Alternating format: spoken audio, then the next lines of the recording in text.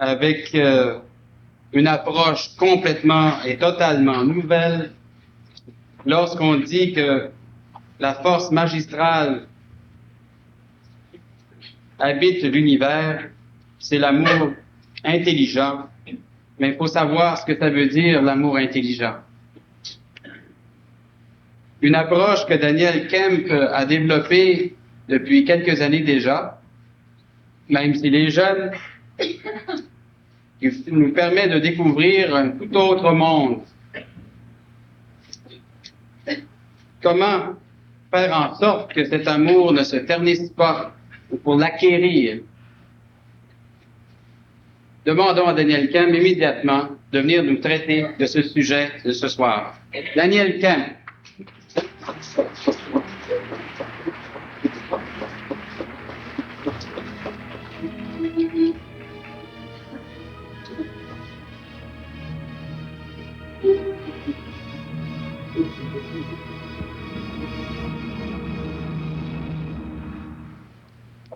Il paraît qu'il y a de plus en plus de gens, mais avec les projecteurs, je suis pas convaincu, je vois pas plus de gens.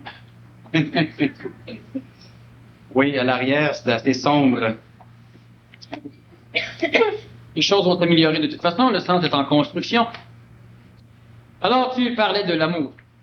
Oui, de cet amour intelligent que tu sais si bien explorer. Alors, je te pose une question. Est-ce que tu crois, toi, à l'amour? Bien sûr, comme tout le monde.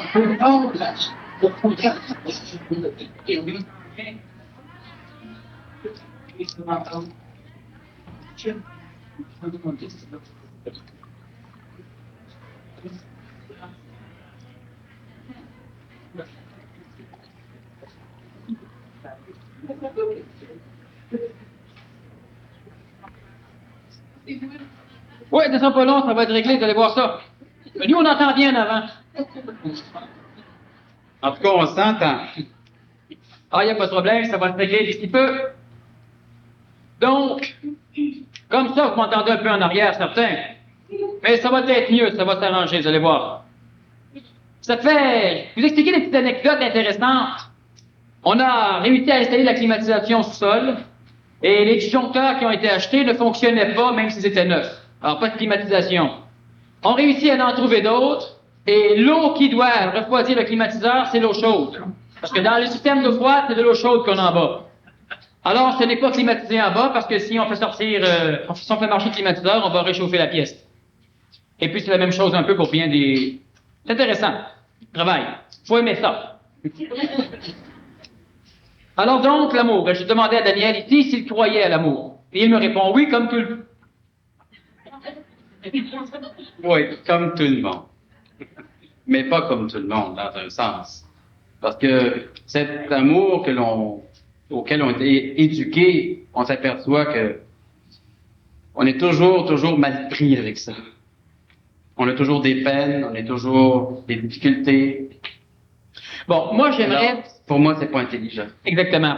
Pour commencer la conférence, je crois que c'est extrêmement important de bien comprendre que l'amour perçu par l'homme n'est pas de l'amour. Autrement dit, si on s'en réfère à la perception de l'homme, on pourrait prétendre ce soir que l'amour sur la planète Terre, ça n'existe pas. C'est frustrant. Preuve déjà que l'amour fait souffrir, et l'amour qui fait souffrir, moi, je n'appelle pas ça de l'amour. Est-ce qu'on pourrait appeler un ami qui nous vole un ami? Un être humain qui nous fait souffrir, c'est un ami. Normalement, on appelle ça un ennemi. Et l'amour nous vole nos vies, nous vole nos jeunesses ou nos vieillesses, nous fait souffrir régulièrement, nous coûte extrêmement cher, nous rend malades, et on appelle cela l'amour et on le recherche. Ben oui, c'est ça qui est le pire. On le recherche. Mais j'en reviens pas, c'est vrai, tout est bâti là-dessus. On bat. Oui, masochisme. Oui, diociste, en tout cas. Idiociste. Oui. Alors, ce qu'il faut parvenir à comprendre, premièrement, c'est déterminer s'il y a quelque chose qui peut ressembler à l'idée émotive qu'on aimerait que soit l'amour, et déterminer si ce que nous trouvons, vivons, expérimentons, connaissons est ce que nous recherchons. Certaines personnes trouvent l'amour en se droguant. Par contre, le corps physique lui trouve la guerre. Certaines personnes oublient leurs problèmes et finissent par être capables apparemment de mieux aimer lorsqu'ils sont sous l'effet de l'alcool. Comme si l'amour devait toujours être apporté par quelque chose d'extérieur à l'homme. Une personne seule va dire « je n'ai personne à aimer ». L'amour dépend-il réellement de l'extérieur? Une personne seule va dire « il n'y a personne pour m'aimer ». Et l'être humain qui passe sa vie à dépendre des conditions extérieures, nécessairement ne sera jamais heureux. Parce qu'il devra changer le monde, et le monde devra être comme il veut, et lui changeant, le monde devra changer à son rythme, mais le monde doit être un monde de mort. Parce que si deux individus décident de changer le monde, ils ne le changeront pas de la même façon, et c'est ce qui arrive sur le plan planétaire. Étant donné qu'on est convaincu que l'amour provient de l'extérieur, ou nécessite l'extérieur pour être exprimé, l'être humain est malheureux. Est-ce qu'un homme, une femme, un enfant seul, je dis bien seul, peut aimer? Seul. Oui, tu veux, ou oui, ça se peut? On peut s'aimer, non seulement ça se peut, mais ça se fait. On peut s'aimer, on appelle ça de l'orgueil ou de l'égoïsme. C'est peut-être le début de l'amour intelligent. Mais ce qui est étrange, c'est que je me pose la question, comment ça se fait qu'on s'est jamais posé la question à savoir si c'est de la bon amour ou de la mauvaise amour? Du moins, depuis peu, on se pose cette question. Parce qu'on en veut trop. Puis on en veut partout. Partout où tu vas sur la terre. Partout où tu trouves la paix, tu veux qu'il y ait de l'amour. 2 ans après, il y a la guerre. Partout. Les chrétiens ont voulu amener une nouvelle parole ici. Ils sont battus contre les Indiens puis ils ont rendu alcooliques. Les Jésuites ont voulu absolument coloniser les Japon. Ils se sont battus contre les samouraïs, contre les Portugais, contre les Anglais. Et partout où, présentement, on a le djihad islamique, qu'est-ce que c'est? C'est une guerre sainte. On appelle ça aussi un peu le terrorisme international. Où le fidèle ne va au ciel que s'il meurt sur un champ de bataille en tuant un infidèle. Alors, merde, comment voulez-vous leur dire de faire la paix? C'est comme si leur disait, faites la paix, puis allez en enfer. Nécessairement, ils vont faire la guerre pour aller au ciel. Parce qu'ils aiment. Ils aiment leur Dieu et leur tradition. Et ça, c'est de l'amour sélectif. Parce que cet amour permet d'haïr le reste. Et ce n'est pas de l'amour. Ce n'est pas de l'amour. C'est un peu comme la violence et la non-violence. La non-violence, c'est de la violence déguisée. Gandhi était une espèce de génie, hypocrite. En violence. Oui, parce que la violence, qu'est-ce que c'est? C'est lorsqu'on a une idée, on la suggère, l'autre veut pas, alors on le force à accomplir notre idée malgré lui. C'est la violence. Alors je décide que je jeûne, et si je meurs, c'est de sa faute. Il va tellement se sentir coupable qu'il va finir par accréditer ce que je lui demande. C'est de la violence. Il n'y a pas d'effusion de sang, c'est de la violence. C'est comme le mari qui bat sa femme sans bleu. C'est de la violence. Aujourd'hui, on en arrive même à parler de violence psychologique. Qu'est-ce que Gandhi a fait? Mais les Anglais se sont habitués. Lorsque dernièrement, on a recommencé à faire des grèves de faim en Irlande du Nord, eh bien, ça mourait carrément dans les prisons. L'amour, c'est un peu le même phénomène. L'être humain, il est convaincu qu'il aime, et le problème, c'est qu'il y a 2 formes d'amour réel sur le plan planétaire. Le premier est l'amour individuel pour l'homme, de l'individu pour l'individu, et cet amour-là, c'est celui que l'être humain vit. Il est essentiel, il est naturel et il est intelligent. La deuxième forme d'amour est un amour qui ne peut pas être contrôlé par l'homme, une attraction qui relie par l'événement chaque individu sur la planète Terre et chaque individualité existentielle, que ce soit une roche, une plante, un animal, un flocon d'air, un nuage, quelque chose. Mais c'est qu'on n'a pas le choix d'aimer ou de ne pas aimer. Effectivement, on n'a pas le choix d'aimer ou de ne pas aimer. Par contre, on peut ouvrir ou fermer les yeux et prétendre qu'il n'y a pas d'amour ou qu'on n'aime pas. Le gros problème vient où? Provient de où? Tiens, tu vas pouvoir mieux te faire comprendre. J'espère que c'est pas pour moi.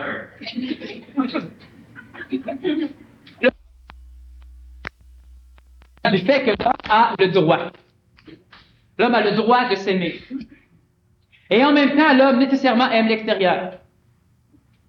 Étant donné que l'homme aime l'extérieur et qu'il a le droit de s'aimer, et qu'il a été instruit qu'une seule forme d'amour existait, il se force à allier les deux. Pour ne pas être égoïste, il veut transformer son amour individuel en amour extérieur, ce qui ne peut pas se faire. Alors, il vit l'amour égoïste sans la comprendre. Je cueille une fleur parce que l'onde de forme de la fleur, c'est-à-dire l'image, que je perçois, engendre chez moi un stimuli qui me nourrit. On appelle cela qui me plaît. Alors, parce que j'aime le stimuli, je vais dire j'aime la fleur. D'où l'erreur. Alors, j'aime ma femme, j'aime mon mari, pour ce qu'elle me rapporte et pour ce qu'il me rapporte, mais jamais pour lui ou pour elle. Mais on essaie de camoufler cette chose dans un amour qui englobe, en vivant un amour qui possède. Et c'est naturel de vivre l'amour qui possède. Ma femme, je l'aime plus. Pourquoi? Ah, elle a changé, elle me rapporte plus rien. C'est ce que je dis. On aime pour ce que ça rapporte. On peut aimer la fleur pour ce qu'elle stimule chez soi. On peut aimer son homme ou sa femme pour aussi ce qu'elle stimule chez soi. Mais si la personne, à un moment donné, décide de se changer le visage au complet, on risque de ne plus l'aimer. Ou si elle change sa personnalité psychologique, on appelle cela vieillir, ou évoluer, ou changer, ou muter, ou devenir fou, ou devenir folle. Cependant, comment l'autre vibre. Et à un moment donné, ça rapporte plus. Et cet amour, il est correct. Lorsque je parle dans le livre La différence que j'ai écrit de bénévolat, c'est la même chose. La personne qui fait du bénévolat le fait parce que cela lui rapporte. Qu'est-ce que c'est que cela nous rapporte? Lorsque je vois le monde malade, tu sais, ça me fait tellement souffrir, ça me fait quelque chose ici, j'ai du cœur. C'est pas ça, les mots sont faux. Ça te fait comme un tournevis qui te trémousse. Et pour ne pas vivre cette souffrance, tu prétends aimer. Et là, tu t'en vas les aider pour ne pas vivre ici la souffrance. Mais si la souffrance disparaît, bénévolat aussi.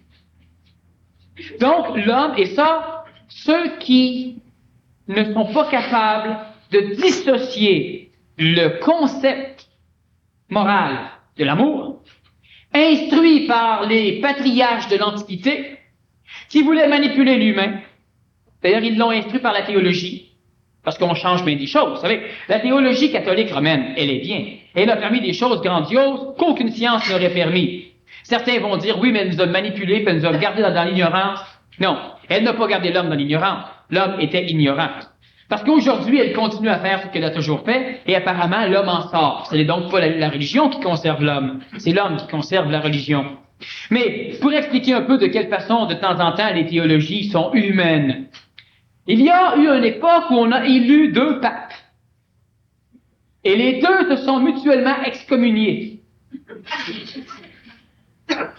On a eu un pape anglo-saxon et un pape plutôt français. Plutôt italien, plutôt. On a un pape italien et un pape français. Et les 2 se sont mutuellement excommuniés. Les 2 étaient là en même temps. Alors, quand on voit ce genre de choses, eh bien, on se demande pourquoi Dieu élit 2 papes qui chacun les excommunie de Dieu. Bon. Il y a des explications humaines dans la théologie. L'une d'entre elles est celle-ci. Aimez-moi. Alors, j'aurais plein d'esclaves. C'est ce qu'à un moment donné, les théologies ou les théocraties ont donné. Et ils ont instruit l'homme que l'homme se devait. Le Nazaréen a dit aimer les autres comme vous-même. C'est l'alliage entre les 2 sans nécessairement faire une fusion des 2. Aimez les autres comme vous-même et non pas aimer vous-même comme les autres. Donc, premièrement, c'est aimer soi-même.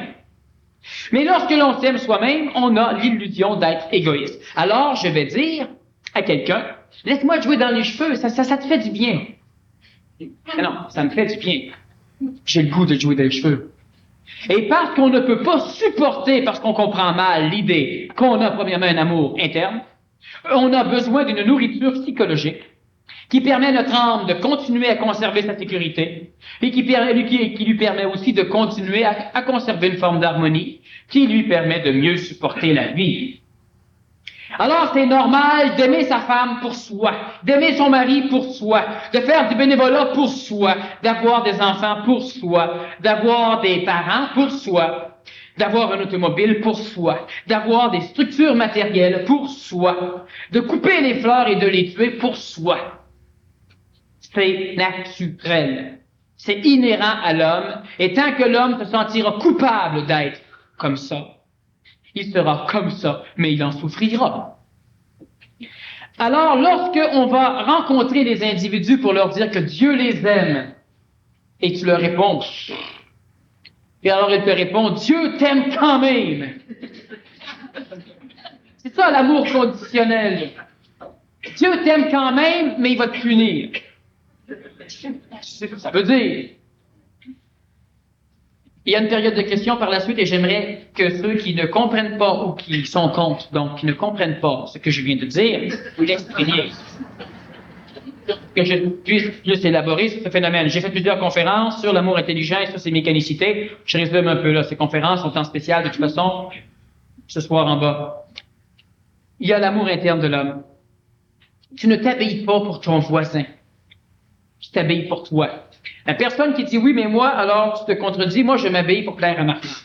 Tu t'habilles parce que ça te plaît lorsque tu plais à ta femme.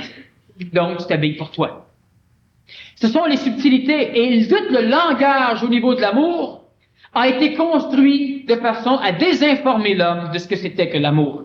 Alors nécessairement, il finit par dire à quelqu'un, oui, mais je t'aime. Tu peux pas me faire ça. Comme si ça avait un rapport. C'est comme si elle allait perdre quelque chose. Regarde bien ceci. Je t'aime, tu ne peux pas me faire ça. Cela veut dire que tu es libre, personne ne t'aime. Je t'aime. Tu ne peux plus être libre. C'est l'amour. Sinon, on est mal pris. Oui, parce qu'on vit sur un plan d'amour et on essaie de le projeter sur le deuxième, l'amour intelligent. C'est pourquoi on est mal pris. Je t'aime, donc tu es mal pris. Parce que si j'aime ma femme, elle ne peut plus sortir avec un autre. Si j'aime mon mari, il ne peut pas aller jouer avec les chums tous les soirs de la semaine. Si j'aime mon enfant, il faut qu'il ait des bonnes notes, il faut qu'il soit bien habillé quand il va à l'école. Puis si j'aime mon chat, il ne faut pas qu'il aille faire ses besoins sur le balcon du voisin. Parce que j'aime. Quand tu aimes Dieu, tu parles au nom de Dieu. Puis Dieu a un qu'à suivre. Tu sais, Dieu va te maudire. Qu'est-ce que t'en sais? C'est comme si l'amour de l'homme, finalement, n'avait rien à voir avec l'amour réel, l'amour de Dieu, l'amour de l'univers. L'amour, c'est de l'attraction. L'amour psychologique. Regarde bien ceci. On est dans un monde, l'être humain est un être formidable qui est la concentration d'une quantité absolument astronomique d'énergie. C'est comme un soleil ou comme un trou noir.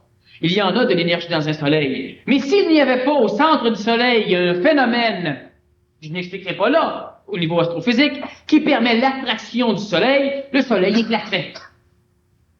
Et pour que le soleil n'éclate pas, la gravité existe. Une courbure spatio-temporelle qui permet à la constitution solaire de rester groupée. Et c'est ce qui existe chez l'homme et on doit apprendre à vivre avec ça. Pour que moi je n'éclate pas en millions de morceaux, je dois m'aimer. Alors j'attire à moi ce qui me constitue et cela me permet d'être ce que je suis. Donc je peux vouloir dire, oui mais j'aime les enfants. Et de temps en temps, j'en touche un. Je me nourris. C'est d'ailleurs ce que font les personnes âgées. Ils vont toucher aux enfants. Et plus ils sont jeunes, plus ils touchent. Parce qu'ils se nourrissent. Ce n'est pas dangereux pour l'enfant, mais c'est bienfaisant pour la personne âgée. Elle aime. Et elle aime pour elle. Vous aimez pour vous. L'homme aime pour lui, premièrement. Et c'est cela qui lui permet d'être ce qu'il est. Essayez simplement de tout abandonner ce que vous conservez pour vous, et vous serez lavé, siphonné, capote dans pas grand temps. Première chose, l'amour interne de l'homme lui permet d'être ce qu'il est, au niveau physique, au niveau vital, au niveau psychologique, au niveau astral et au niveau mental. Et je dois aimer les choses pour moi. Je dois marcher dans la forêt et aimer être dans la forêt. J'aime pour moi, j'attire les choses. Ça me permet d'être l'homme. Il y a une deuxième forme d'amour qui, elle, engendre une relation entre les aimants primaires, l'homme, ceux qui s'aiment pour eux. Et si on connaît l'amour intelligent, il y a l'amour psychologique qui permet à l'âme d'être ce qu'elle est. Si toutes vos expériences, vous ne les aimeriez pas mémoriellement, en passant, l'amour psychologique, la haine psychologique, c'est exactement la même chose qu'analysée d'une façon différente. Une personne peut passer sa vie à haïr quelqu'un. La personne qu'elle haït prendra plus de place dans sa vie que ceux qu'elle aime. Donc, il y a attraction. La personne, donc, disons les amants primaires, l'homme, dans sa constitution amique, les forces d'amour qui lui permettent d'être ce qu'il est. Et on ne doit pas se culpabiliser de découvrir qu'on aime pour soi. On doit comprendre qu'il faut, premièrement, aimer pour soi. Et lorsqu'on aimera soi pour soi, on pourra penser à aimer autrui comme on s'aime. Mais on ne peut pas dire à quelqu'un, toi là, tu vas manger une volée parce que je t'aime tellement là, que moi t'aider à traverser ce que tu veux pas traverser. Ça, c'est de l'orgueil. On se prend pour un maître, on se prend pour un supérieur. De toute façon, on veut interdire à l'être humain qui est là d'être lui et de faire son chemin. Ce n'est pas de l'amour. Ça fait encore partie de l'amour interne à l'homme, mais ça n'a rien à voir avec l'amour intelligent. Sachez une chose. L'amour émotif est donné à l'homme pour que l'homme puisse émotivement rester construit. L'amour intelligent, ce n'est pas une émotion. C'est un sentiment. Et lorsqu'on a des amis, on vit beaucoup plus sur le niveau sentiment. Lorsqu'on s'accouple, on vit au niveau de l'amour psychologique et on ne se respecte plus comme on respecte ses amis. L'amour possessif, l'amour psychologique, l'amour primaire, l'homme, l'amant primaire, est naturel. On ne doit pas s'en culpabiliser, on doit apprendre à le connaître. Pour travailler avec et lentement l'ajuster à l'amour intelligent, de façon à engendrer un écosystème qui nous entoure plus convenable. Quand on parle des miracles de l'amour intelligent, il faut faire attention. L'homme passe sa vie, depuis 35 millions d'années, que l'homme espère qu'un jour il aura un contrôle sur des choses. Il appelle ça un pouvoir. Un jour, vous appellerez ça de la puissance. Et l'être humain passe sa vie à jouer qu'il aura ce pouvoir ou cette puissance. Et lorsqu'un jour cette puissance arrive, l'homme continue à penser qu'il joue. Et ça, il ne faut pas. Jouons que nous l'avons, mais quand nous l'avons, cessons de jouer que nous l'avons. Servons-nous-en. L'amour, on doit premièrement découvrir qu'on a besoin pour nous d'aimer. Je fais de la peinture parce que j'aime ça. Faut cesser de dire, je fais cette peinture-là pour toi. Je fais cette peinture-là parce que je sais qu'en te la donnant, tu vas aimer ça, et quand tu aimes, je suis content, donc j'aime que tu sois content. Autrement dit, je le fais encore pour moi. C'est pas nécessaire de tout dire ça à une personne, c'est bien con quand tu donnes un cadeau. Je te donne un cadeau pour que tu sois content, parce que quand tu es content, je suis content, fait que je te le donne pour moi. C'est ce qui se passe. C'est pas nécessaire de le compter. Mais on doit le vibrer. Quand quelqu'un te dit t'es bien égoïste, vous devez répondre, c'est évident. Ça va régler un gros problème au niveau de l'amour. Un gros problème. Puis qu'est-ce qui arrive si la personne n'aime pas ce qu'on donne? Si je te donne quelque chose et que tu ne l'aimes pas, pourquoi normalement ça devrait me frustrer? Parce que ce qui me plaît, moi, c'est quand j'ai l'impression d'avoir servi le concept traditionnel que lorsque l'on aime, on fait plaisir. Alors, je te le donne pour te faire plaisir et sachant que j'ai accompli le concept, je suis bien. Si ça te fait pas plaisir, j'ai manqué mon coup. Donc, je peux pas être bien. C'est pourquoi je t'ai instruit la politesse et que tu aimes ou pas, dis que tu aimes.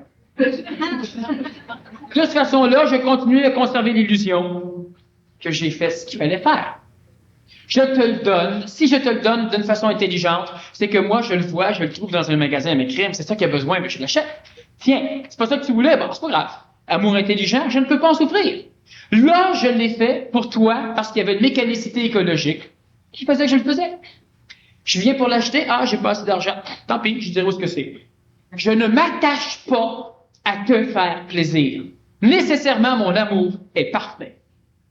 Je ne peux pas en souffrir. Lorsque l'on parle d'un détachement, c'est une voie ancienne qui essaie de soulager la souffrance de l'amour. Vous vous attachez. L'homme s'attache aux choses qu'il aime, donc il en souffrira. L'amour intelligent est une voie de non-attachement. Mais comment l'homme peut-il arriver à comprendre les deux points? Attachez-vous, mais ne vous attachez jamais à être attaché. Aime-le et aime-le tant qu'il est là. C'est ça que ça veut dire. L'homme comprend la voie du non-attachement comme « j'ai pas besoin ». Non, t'as besoin. Mais si tu as besoin d'une pomme puis qu'il n'y a pas de pomme, puis qu'il y a une orange, arrange-toi pour avoir besoin d'une orange.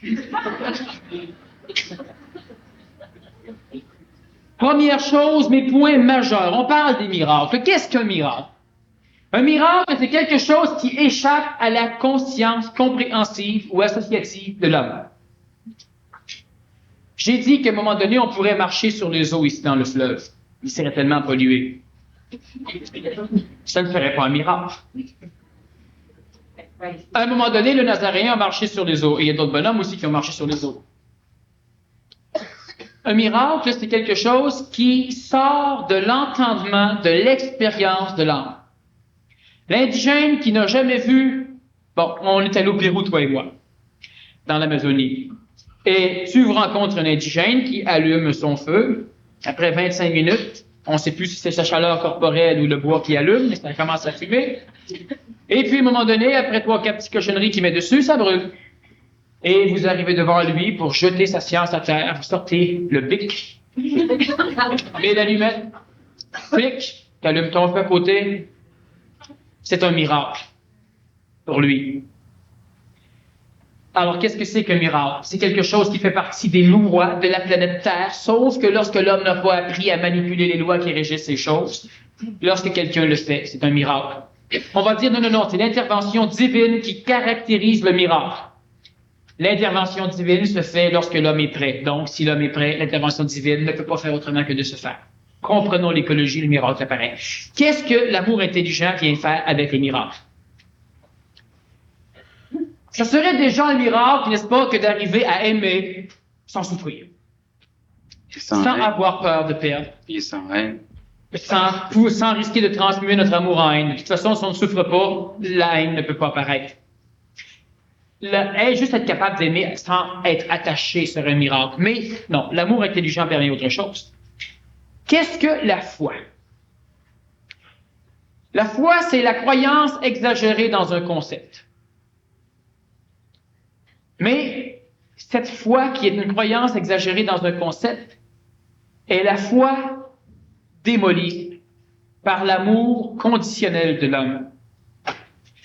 La foi aveugle est une absurdité émotive de l'homme.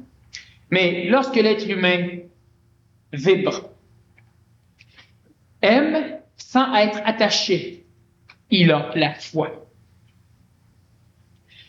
Tu rencontres, je donne un exemple, tu rencontres une personne qui est malade et tu l'aimes d'une façon intelligente. Tu observes sa maladie et tu vibres l'absurdité de sa maladie. Tu n'es pas touché émotivement parce qu'elle est malade. Parce que si tu es touché émotivement, ce n'est pas une foi pure, c'est une foi colorée. Tu seras tellement touché émotivement que tu ne pourras pas rien faire d'autre, à part peut-être être malade avec elle. Si tu l'aimes sans être touché et que tu vois l'absurdité de son état, il y a de fortes chances que son état s'améliore. Mais cette personne devra t'aimer en te respectant.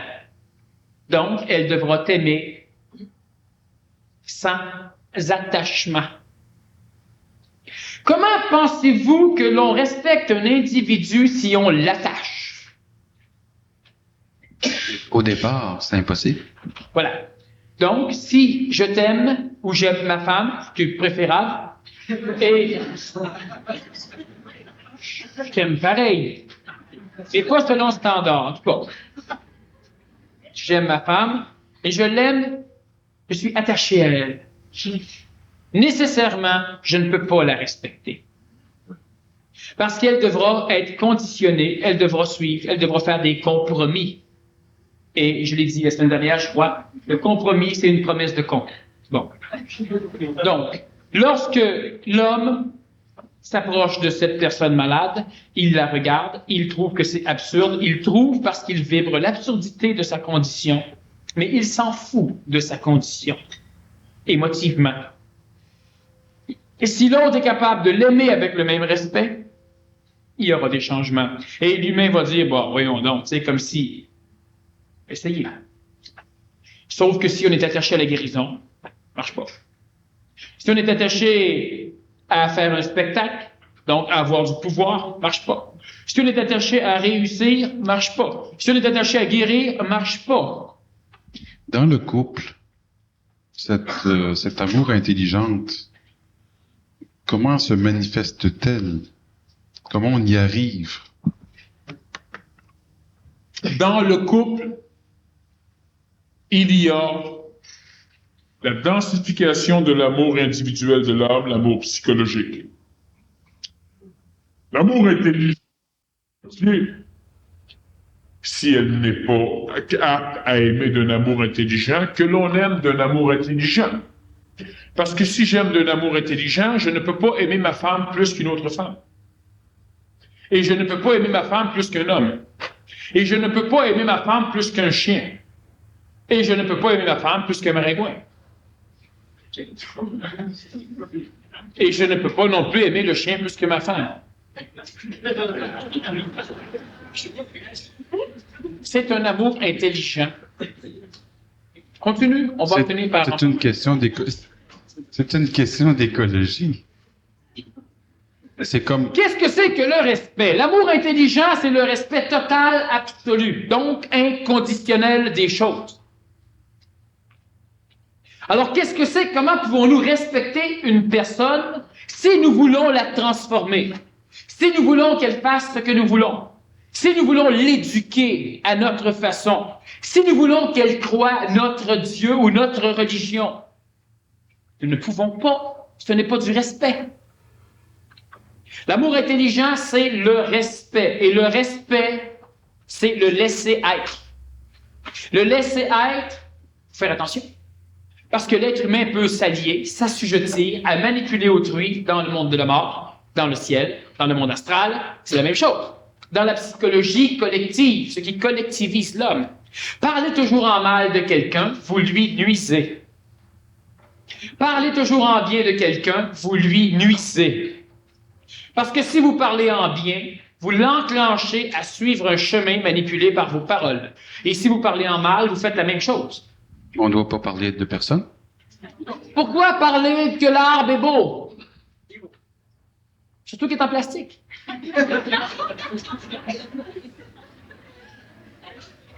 Pas lui. Mais pourquoi devons-nous continuellement être assujettis à être attachés à l'extérieur, de façon à ce que l'extérieur fitte avec ce que nous voulons? Il y a un amour qui nous est propre. Parlez de vous. C'est pas de l'orgueil ou de l'hypocrisie ou de l'égocentricité. Qu'est-ce que c'est que l'égocentricité? C'est lorsque l'on parle de soi. On ne devrait pas parler de soi. Laissez donc les autres parler de nous. Mais non, c'est pas de l'égocentricité encore pire. Tout seul, parle-en pas. Mais arrange-toi pour que la gang en parle. C'est tout un orgueil aussi. Oui, mais sauf que dans la société actuelle, ce n'est pas l'orgueil, on appelle ça être correct. Non, ne parle pas en bien d'autrui, ne parle pas en mal d'autrui. Vis. Laissez les morts enterrer les morts, c'est la même chose. Parler en bien d'un mort, parler en mal d'un mort. Le mort, il est mort et oublie-le. Laisse-le à son monde. Tu dois aimer pour toi et par la suite, tu dois marcher comme un bateau sur l'eau. Il avance en fendant l'eau, mais derrière lui, l'eau n'est jamais brisée. C'est de l'amour intelligent. Alors il se sert de l'eau, mais jamais l'eau ne se rappelle le bateau. Donc l'eau ne pourra pas regretter le bateau. L'eau ne pourra pas s'ennuyer du bateau. L'eau ne pourra pas espérer un autre bateau. Et lorsqu'un autre bateau va passer, l'eau ne dira pas « Hey, c'est pas le même bateau, passe pas. » Il est laid. L'eau ne peut pas le faire. Mais l'homme décide que lui va le faire. Lorsque un événement passe dans la vie d'un homme, d'une femme, d'un enfant, il décide de prendre son petit... C'est un peu un ninja, hein, l'homme. Il a un petit crochet avec une corde qu'il tourne, puis il lance ça dans l'événement. Puis là, il s'accroche après. Puis là, il se dit, hey, ça, c'est un beau coucher de soleil. Tu mets ça après le bouton. Puis j'espère qu'il va en avoir d'autres. Puis tu essaies de le retenir dans ta mémoire pour pouvoir triper dessus plus longtemps, même si lui est parti. L'individu, c'est la même chose. Combien de parents ont souffert de voir que leurs enfants grandissaient? Puis qui était plus pareil. Oui, tu sais, il est rendu à 14 ans. Ils font plus ce que je veux. Non. Là, tu y joues les cheveux. C'est lui qui tue les cheveux. Quand il t'en reste. Alors donc, nécessairement, le miracle vient de cela. Là, je prépare les terrains. On va maintenant parler peut-être d'une façon plus énergétique ou cosmique de ce phénomène de l'amour intelligent. Si tu as une question, vas-y. Je vais voir. Eh oui. Comment vivre finalement de tous les jours? On est dans une société où on a appris plein de choses. On est tout à fait très, très bien programmé. Et puis là, il faut complètement se décrocher de tout ce système d'amour qui n'est pas de l'amour.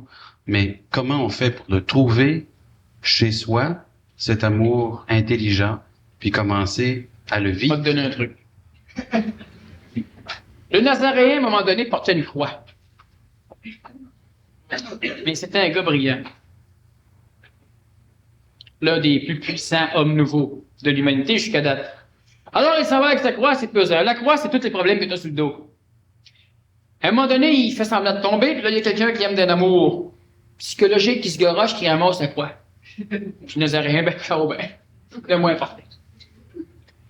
Il y aura toujours, présentement, dans l'étape actuelle des choses, quelqu'un pour souffrir à ta place.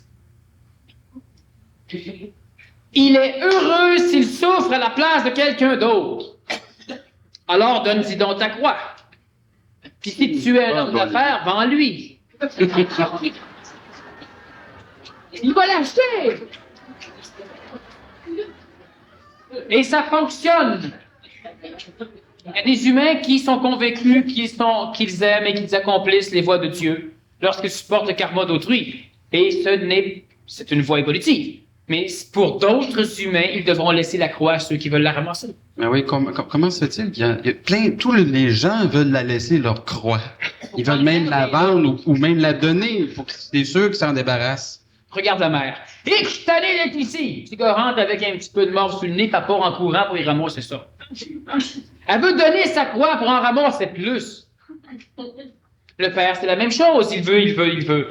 On a des personnes ici qui travaillent au centre, qui veulent de plus en plus de responsabilités. Il y a des responsabilités qui sont des croix. Il y a des responsabilités qui sont des marches. Mais on ne doit pas supporter l'escalier sur son dos parce qu'on peut être sûr que c'est d'autres qui vont monter. Pas nous autres. Il faut que l'escalier soit où ce qu'elle est. Toi, tu montes dessus. Et si tu montes dessus, nécessairement, tu salis les marches et tu les uses à la longue. Mais si tu la portes sur ton dos, l'escalier, c'est d'autres qui vont monter. Et là, tu vas dire que tu marches sur le dos. C'est normal. On monte. Il y a plusieurs trucs. Regardons ceci. Je vais parler un peu de ce que le Nazaréen a expliqué dans le passé, il y a presque 1900 quelques années. Et c'est le premier qui a amené ce phénomène, cette idée de l'amour intelligent, sauf qu'il n'a pas appelé ça comme ça. Le langage ne le permettait pas. Tu devras aimer ton Dieu. Premier des commandements qu'il a amené. Et deuxièmement, aime ton Dieu, de tout ton âme, de tout ton corps, de tout ton esprit. Deuxième commandement, aimez-vous les uns les autres ou aime les autres comme toi-même. À Barabbas, il a été lui compté, c'est pas une vraie farce, aller compter ça à un chef de guérilla. Tes ennemis aiment-les. Ça l'a permis à Barabbas d'haïr le Nazaréen. Bon, mais ça c'était fait pour. Aimer son Dieu de tout son corps, de tout son âme, de tout son esprit, cela est simplement une instruction qui doit obliger l'homme à comprendre que l'âme, ce n'est pas important. De tout ton corps, l'âme est par-dessus, l'âme est plus importante que le corps et de tout ton esprit. Et l'âme, qui est les forces astrales évolutives sur le plan planétaire, l'âme qui est régie par les forces lucifériennes, sataniennes et arimaniennes, l'âme qui permet à l'être humain de conserver de l'ego, l'âme qui permet à l'être humain de devenir orgueilleux, l'âme qui engendre des théologies émotives et que la quasi-totalité des religions sur la planète Terre enseigne à l'homme de sauver son âme. L'esprit, verra plus tard. Alors, à un moment donné, l'âme va même dire, tu as vu un esprit. C'est un fantôme, c'est pas un esprit, ça se voit pas de l'esprit. As-tu vu le gars là-bas, il fait de l'esprit? Il fait pas de l'esprit. Alors, on galvaude ce mot et on s'arrange pour l'oublier. Deuxième commandement, aimez-vous les uns les autres, comme je vous ai aimé, ou aimez-vous comme vous. Ça veut dire quoi? Ça veut simplement dire que dans l'univers, il y a cette force d'attraction. Cette force d'attraction est ce qui lutte contre l'expansion universelle de notre galaxie. Regardez ceci. Il y a eu, à un moment donné dans l'univers, l'apparition du temps et de l'espace. Il y a eu une seule action dans cette création, et cela a été la création de cet univers qui est en expansion. Cette expansion, elle a été créée par une force sur laquelle, à un moment donné, on pourra revenir. Chose certaine, c'est que l'homme a un rôle majeur dans cette création, c'est de bloquer l'évolution expansive de tous les univers. Évidemment, l'homme, lorsqu'il se regarde dans son corps de chair, ne voit vraiment pas comment il peut empêcher un trou noir de s'éloigner de sa galaxie. Il ne voit pas pour l'instant. Mais je connais des hommes des cavernes qui n'ont jamais pu comprendre qu'un jour on pourrait voler, et encore moins aller s'exploser dans l'espace ou aller sur la Lune. Bon. Lorsque l'homme vit, il accumule de l'énergie. On en a déjà suffisamment parlé. Mais revenons à cette expansion de l'univers. L'expansion est présentement en régression. Il y a une seule force dans l'univers qui va contre cela, et cette force s'appelle attraction. On peut appeler cela amour, attirer vers soi.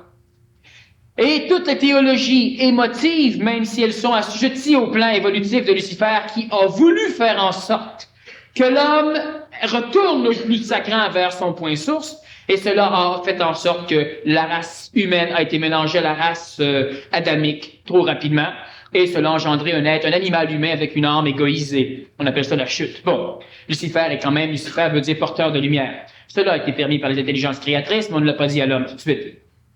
Alors donc, on a une force qui essaie d'attirer vers elle, vers une espèce de centre sans coordonnées spatiales, les éléments en expansion de l'univers. Ça, c'est l'amour.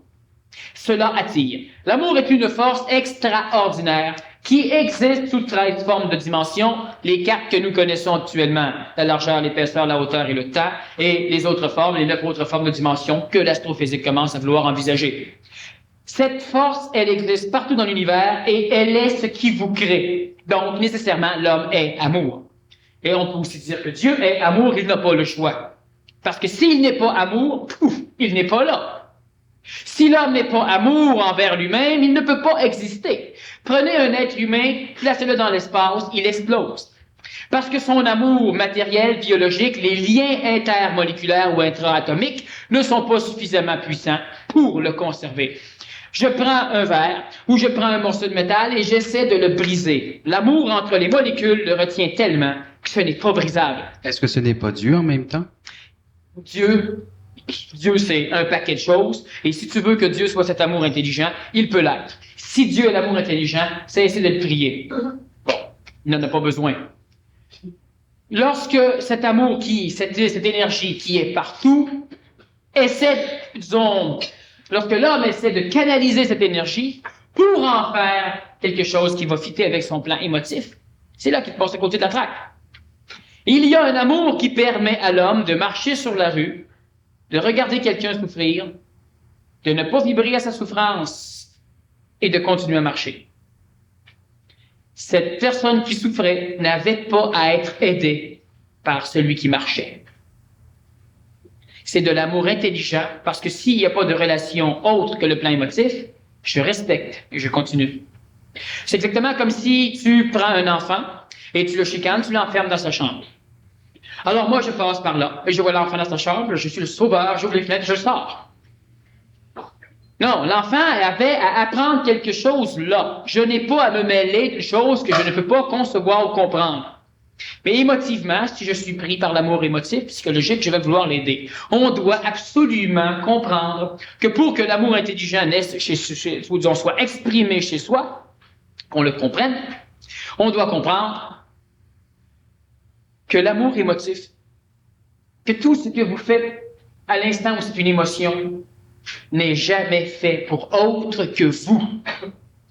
Et là, vous finirez par développer un amour intrinsèque d'une force telle que premièrement, vous cesserez d'être malade, que deuxièmement, vous cesserez de souffrir d'aimer, et vous aurez maintenant un point de comparaison essentiel pour comprendre l'amour intelligent. Et là, vous aimerez les autres comme vous-même. On dit, de temps en temps, j'entends ça dans certains phénomènes spirituels, on doit s'aimer comme soi-même, mais je m'aime, je me trouve beau, je me trouve fin. Bon. Et puis là, maintenant, je suis prêt à aimer les autres. L'amour intelligent ne t'oblige jamais à faire une démarche auprès d'autrui.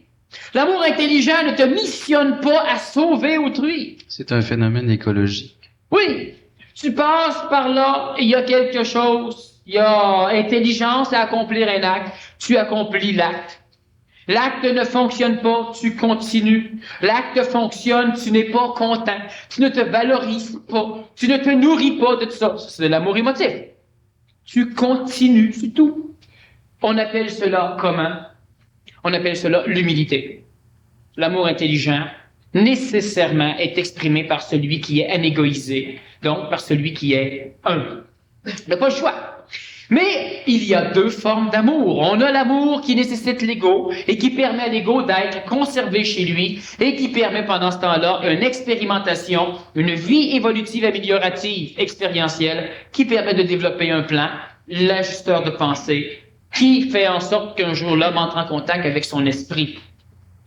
Pas avec l'esprit, avec son esprit. Et son esprit est nécessairement un proliférateur d'amour intelligent. On m'a déjà dit, comment peut-on vivre en société en n'aimant pas? Puis on fait référence à la manière qu'on s'aime aujourd'hui. Es-tu capable d'aimer quelque chose et lorsque la chose n'est pas là, de ne pas l'aimer? Si oui, tu aimes d'un amour intelligent. Mais il faut faire attention. Dans la tête de l'homme, ne pas aimer veut dire haïr. Es-tu capable d'être dans une forêt, de marcher sans t'arrêter à chaque arbre pour triper dessus? Mais celui qui tripe sur chaque arbre, c'est comme la femme qui rentre d'une pouponnière qui tripe sur chaque enfant. C'est comme le chasseur de photos qui voit un paquet de chevreuils qui tripe dessus. C'est comme l'homme qui rentre chez Rona et qui tripe ses outils.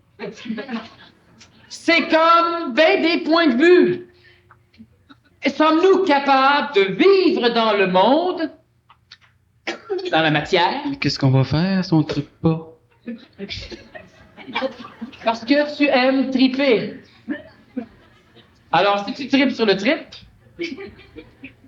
C'est souvent ce genre de commentaire qui fait que, évidemment, ça change tout. Oui, maintenant tu vas triper. Continue à triper. N'ayez pas peur d'aller continuer à triper. Bon. Ce qu'il faut faire pour continuer à triper sans triper sur le trip, c'est là la solution. Es-tu capable d'avoir du plaisir, mais ne pas avoir du plaisir d'avoir du plaisir? Être attaché. C'est ça. Je joue à quelque chose, j'ai du plaisir. Mais si je suis attaché à ce plaisir, je vais vouloir que le jeu continue. Et si l'autre veut cesser de jouer, je vais laisser de l'arranger pour qu'il joue encore un peu. Je ne peux pas le respecter. Je joue ping-pong, je suis en train de gagner. Il n'est pas pour arrêter. Je perds toujours. Alors, je tripe sur le plaisir de gagner. Alors là, je suis allé, encore une partie. Je ne l'aime pas. Je l'aime pour moi. En réalité, je me sers de lui comme un instrument pour nourrir ce que j'aime chez moi. C'est naturel, vous devez continuer à le faire. Mais en même temps, on doit être écologique. Et là, je vais jouer et je vais me rendre compte que mon ego se nourrit. Et lorsqu'il lui veut arrêter, je fais l'effort de dire, pas de problème. Et là, je me rapproche de l'amour intelligent. Il y a des personnes qui de temps en temps me demandent, Monsieur Kim, est-ce que vous faites des consultations? Je réponds non. De temps en temps, je reste en bas et je jase avec les gens. Mais je vais rester quand ça va être climatisé, hein, comme vous. Bon. Alors donc, je parle. Et il y a des personnes qui veulent me parler, je ne veux pas. Il y a des personnes, c'est bien ça, ils arrivent, bonjour Monsieur Kim, je leur dis oui, parfait, on s'est assez vu. La personne qui dit ah, parfait et qui s'en va, elle me respecte. Cela veut dire que la semaine d'après, si elle veut me parler, je vais dire oui. Parce que je sais que lorsque je considérerai que c'est suffisant pour moi, elle va comprendre. Elle n'est pas une têteuse d'énergie, cette personne. Mais le respect est rarement vécu dans celui qui aime. Les couples ne se respectent pas, les enfants ne respectent pas leurs parents, ils ne respectent pas leurs professeurs, et les parents et les professeurs ne les respectent pas. Il n'y a pas de respect dans cet amour, dans l'amour psychologique. Et c'est naturel. Vous ne pouvez pas aimer pour vous en respectant ce que vous aimez, soit. Et vous devez continuer à aimer pour vous. Mais à travers cela, essayez de vous rassasier de ce que la vie en événement vous amène. J'aime jouer au ping-pong et j'aime gagner, j'en profite. Quand l'autre est tanné de perdre, je ne dois pas m'attacher, je dois comprendre que je dois me rassasier. C'est correct. Et je ne souffre pas. Les grands-parents qui voient leurs petits-enfants rentrer à la maison, Ah, bonjour! Ils sont venus chercher quelque chose puis ils repartent. Je trouve ça parfait. Et oui, sauf si le grand-parent, des gâteaux, tartes, crème glacée. Mon bec! Mon bec! Les grands-parents vont soutenir si ce sont des enfants nouveaux. Parce que gâteau, crème glacée, ron.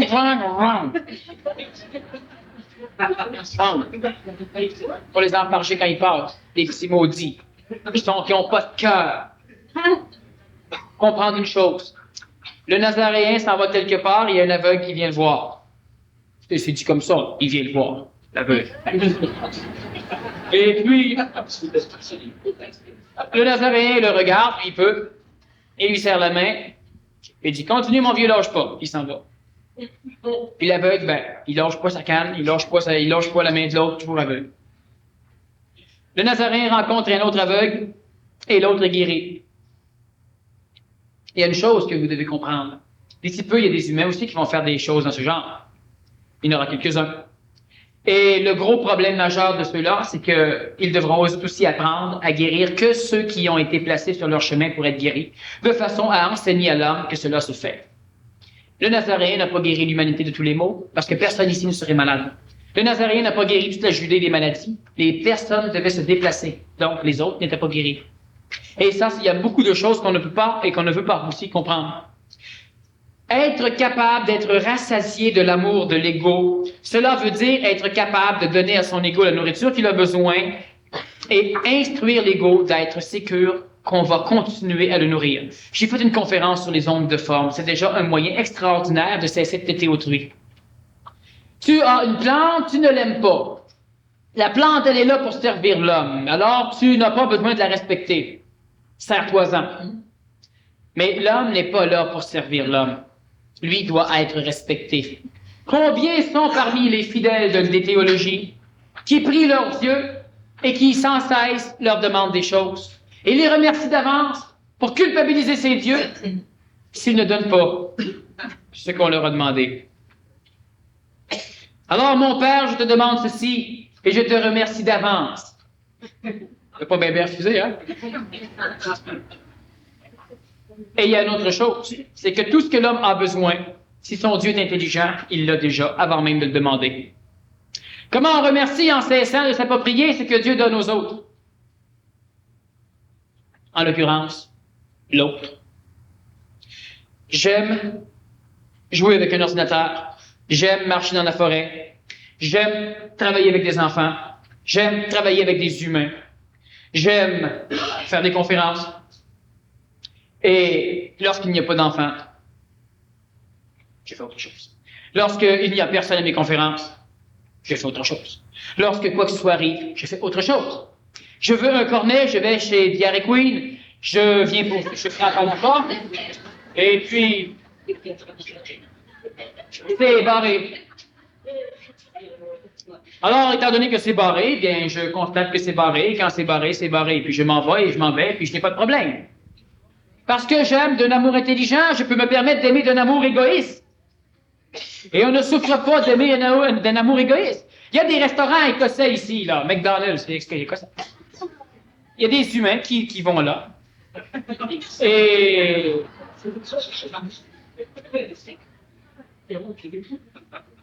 qui ne sont pas toujours satisfaits.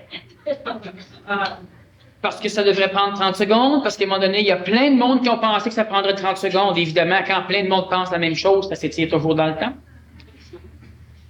Non, l'homme est toujours frustré. Vous avez le droit d'avoir de l'émotion, la preuve, vous en avez. L'homme a le droit d'avoir une pensée, même si cette pensée lui engendre et lui amène de la souffrance. L'homme a le droit de désirer pour lui.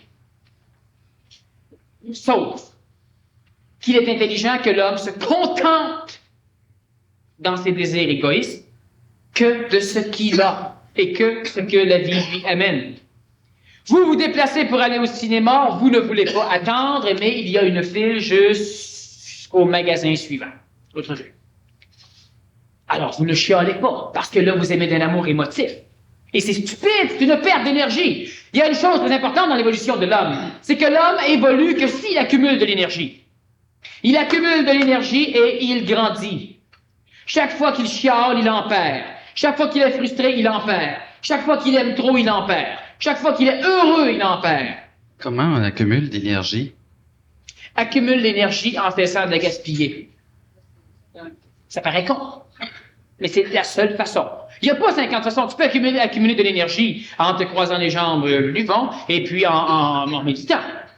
Tu accumules de l'énergie. Le seul problème qu'il y a, c'est que tu accumules une forme d'énergie. Mais l'énergie, ça circule pas. Oui, l'énergie, non. Ça circule partout, mais l'être humain en accumule. Elle circule dans l'homme, mais elle ne sort pas de l'homme au fur et à mesure qu'elle rentre dans l'homme. Un guérisseur convenable guérit et en guérissant se guérit. La majorité guérissent et attrapent les maladies de ceux qui le guérissent. C'est le choc, l'ordre de retour. L'être humain accumule de l'énergie. L'exemple le plus évident, quelqu'un fait une connerie. Alors vous allez lui expliquer. Alors vous commencez, vous lui dites, excusez-moi monsieur, mais l'autre se retourne. Qu'est-ce que tu veux? Ah ben je suis venu vous dire que... Perdez l'énergie là. Parce que là, vous n'avez même plus la conscience de la paix. Veux-tu aller te... Oh ben vous êtes bête là! Bon, puis quand vous êtes en chicane avec, là, vous vous rappelez même plus ce que vous deviez dire, ni comment lui faire comprendre, puis évidemment, il ne comprendra pas. Être en colère pour expliquer à un enfant quelque chose, l'enfant va rien... Ce que l'enfant va comprendre, fait le but, l'autre vire fou. L'être humain perd de l'énergie. On vous téléphone, on jase 1 heure de temps au téléphone, puis quand vous raccrochez, ben, vous n'êtes pas prêt à aller danser. Perd de l'énergie. Comment l'accumuler? Aimer d'un amour intelligent. Oui, allô? Oui, c'est encore toi? Oui. Clique. Tiens, c'est un dérangement. Moi, t'aime d'une façon intelligente. Savez-vous pourquoi vous aimez d'une façon intelligente? Parce que vous instruisez l'autre à finir par se prendre en main. Si elle se suicide, c'est sa job. Ça ne vous regarde pas. Mais parce qu'on aime de façon émotive, achetez au concept d'aimer. Lorsqu'un enfant s'aime plus qu'il vous aime, sachez qu'il n'est pas orgueilleux, égoïste, sachez qu'il est intelligent et sur le bon chemin. Lorsque vous allez être capable de vous aimer plus émotivement qu'autrui, vous serez sur le bon chemin. Parce qu'enfin, vous aurez une consistance égoïque, amique. Mais le problème, c'est que si vous ne pouvez pas vous rassasier de cet amour humain, l'amour intelligent décolle et s'éloigne de vous. Parce que l'amour intelligent doit vous entourer et c'est cet amour intelligent qui devra vous faire vivre la relation entre vous et l'extérieur. Mais si l'amour émotif de l'homme s'étend à l'extérieur de l'homme, il écarte l'amour intelligent et vous allez vivre une relation intelligente avec ceux qui ne sont pas dans votre cadre d'amour émotif et à l'instant où une personne devient de plus en plus près de vous, à un moment donné, pouf, elle perd le respect que vous aviez pour elle et elle devient conditionnelle à votre amour. Vous l'aimez plus, maintenant elle ne peut plus faire ce qu'elle veut. Alors l'être humain doit apprendre à se rassasier. Vous pouvez aimer autrui. Vous aimez vos petits-enfants, vous aimez la voisine ou le voisin, et lorsque les petits-enfants ne veulent pas que l'on les tripote, hein, bon. Alors lorsque les êtres humains veulent rester libres, si vous vous rassasiez de ce que vous avez, nécessairement, la relation qui existera entre vous et lui sera une relation d'amour intelligent. Il n'aura jamais peur de s'approcher de vous, parce que lorsqu'il voudra partir, il saura que vous le laisserez partir. Ça, c'est de l'amour intelligent. La jeune fille qui va voir son père n'aura pas peur que son père finisse par avoir une attraction émotive avec elle. Elle ira le voir, elle aura besoin peut-être d'énergie émotive pour elle, elle doit apprendre, on lui laisse le temps, et lorsqu'elle veut s'en aller, elle est libre. Tu rencontres quelqu'un, j'ai un problème, j'aimerais bien... Ah, puis non, laisse faire. Oh, tu as commencé, là. Non. Ah, puis laisse faire. Parfait. Sors-tu ce soir? Non. Correct. Veux-tu jouer à ça? Ah, ça ne me tente plus. Parfait. C'est de l'amour intelligent.